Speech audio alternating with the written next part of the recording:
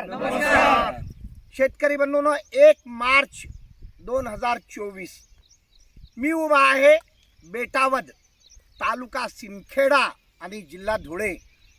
मित्रांनो, 2023-24 हे वर्ष जे होतं ते शेतकऱ्यांसाठी अतिशय संघर्षमय व कठीण परिस्थितीतून जाणारं वर्ष निघालं.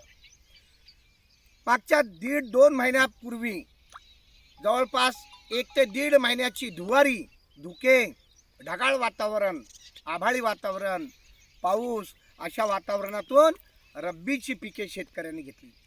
यामध्ये हरभरा, गहू, ज्वारी अशा अनेक पिकांवर शेतकऱ्यांनी आपल्या शेतामध्ये लागवडी केल्या, पेरण्या केल्या. आणि नेमका वातावरणाच्या मारमुळे आज कुठेही पूर्ण महाराष्ट्रभर लोकांना उत्पादन येत नाही. हरभऱ्यासारखं उत्पादन 3 ते 4 क्विंटलच्या पलीकडे सरकत नाही. याचं मुख्य कारण फक्त मागच्या 2 महिन्याचं वातावरण. आणि आज मी ज्या शेतामध्ये उभा आहे, ज्या भागामध्ये उभा आहे, बेटावद, तालुका सिंदखेडा, जिल्हा धुळे, या भागातही त्याच पद्धतीचं वातावरण होतं.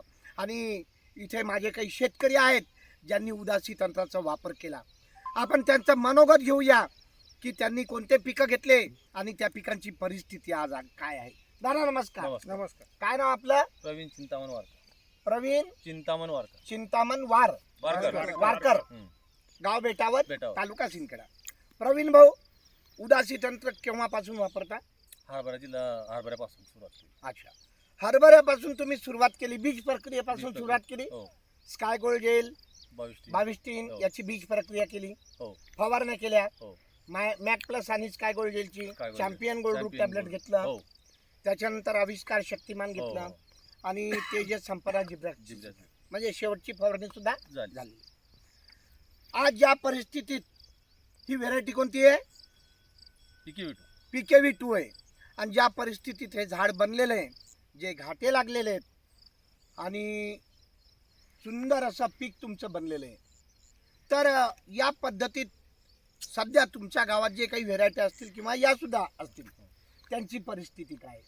त्यांचं एवढे घाटे नाही आहेत, एवढा माल नाही, बुरशी लागते, झाडं जळताय. अच्छा, असं आपल्या शेतामध्ये मर मोठ्या प्रमाणात नाही. शेत पॅक झाले नाहीत. हा, शेत पॅक झालेले नाही. आणि इतर शेतकऱ्यांच्या शेतामध्ये मर मोठ्या प्रमाणात असते. आपल्या शेतात मर आहे का? नाही. बरं, आपल्या शेतात जे PKVचं झाड आहे हे एकच झाड आहे. या झाडाला ज्या फळफांद्या आहेत, या फळफांद्या आहेत, ब्रांचेस आहेत, डेव्हलपमेंट आहे, या पद्धतीची दुसरीकडे आहे का? नाही. असा माल लागलेला आहे का? नाही. बरं, तुम्ही पहिल्यांदा तंत्र वापरलं आणि इतकं सुंदर पीक पाहता तुम्हाला समाधान आहे? हो, समाधान. तुमचं तंत्राच्या बाबतीत काय मनोगत आहे? तंत्र कसं आहे, काय वापरल्याने काय होतं, तुमचं मनोगत जरा माझ्या शेतकऱ्यांचं. हे तंत्र वापरल्यामुळे झाडाला फळफांद्या भरपूर आलेल्या आहेत आणि माल जो आहे तो भरपूर प्रमाणात लागलेला आहे आणि मालाची साईज थोडी मोठी आहे. अच्छा, इतरापेक्षा दाण्याची साईज सुद्धा मोठी आहे आणि चकाकी वगैरे, मालाची क्वालिटी, मालाची क्वालिटी आहे. या पद्धतीचा दाणा बनलेला आहे. उदासी तंत्र वापरताना खर्च खूप मोठा केला किंवा खूप खर्च केलेला आहे असं काही आहे का? सारखाच खर्च आहे. वास्तविक उदासीचा थोडाफार कमी खर्च आहे.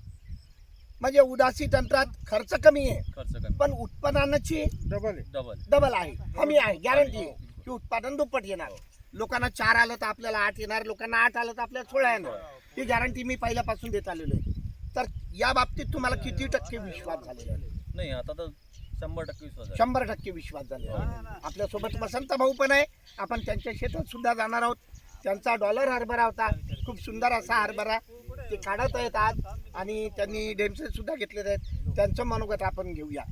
मी इतर शेतकऱ्यांना विचारतो, गावातले जे नवीन मला ओळखत नसतील. मित्रांनो, तुम्हाला हा हरभरा पाहून काय वाटतंय? काय वाटतंय तुम्हाला? समाधानकारक. समाधान आहे? समाधान आहे तुम्हाला? चांगला आहे त्याचा. चला, तर ठीक आहे. याच पद्धतीने जे उदासी तंत्र पूर्ण महाराष्ट्रभर शेतकऱ्यांसाठी राबतंय, तर आपण एक पुन्हा प्रयत्न करू की तुमच्या बेटावतमध्ये अनेक शेतकऱ्यांना या पद्धतीचं उत्पादन आपण भविष्यात देऊ.